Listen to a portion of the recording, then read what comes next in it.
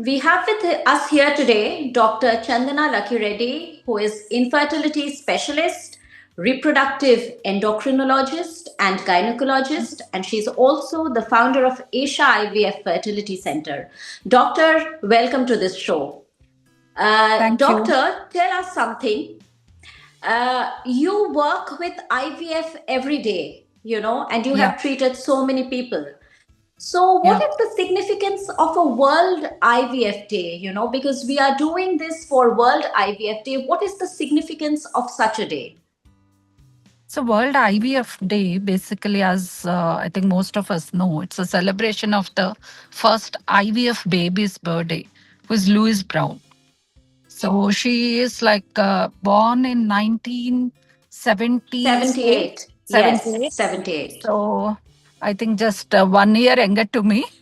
That's how I remember that year very well. Right, but in the contemporary context, I think it allows us to celebrate the advances made in medicine, in reproductive medicine, and on this day, we celebrate doctors who work every day. So, would you have something to say about that? Yeah, I mean, it's a celebration of the IVF technique and the IVF specialists, like the doctors you mentioned, and also the embryologists, who does everything behind the scene. So I think, and also it is like the emotional aspect about the journey of the patients who undergo IVF treatment. A lot of things involved in that. But that date specifically chosen for that. My next question to you, doctor, is that you talked about trigger points. Again, athletes Mhm. go through a lot of stress, competition. Mhm. Sometimes their periods come just before the competitions because of the stress factor. Yeah. Another thing, some of our female athletes in our country, they're from relatively underprivileged backgrounds where they are even afraid to talk about things like periods. They're just starting to learn to talk about such things. So for them to speak about egg freezing or prolonging their reproductive life, this is quite something.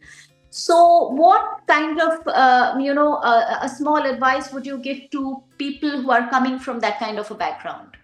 Yeah, I mean, as you rightly said, I think egg freezing has become a sort of common in privileged societies. Just now, before having the interview, I met a girl who came from US who is considering egg freezing.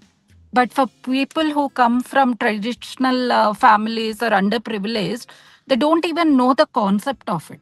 They think that is something really wrong or something not to be spoken about.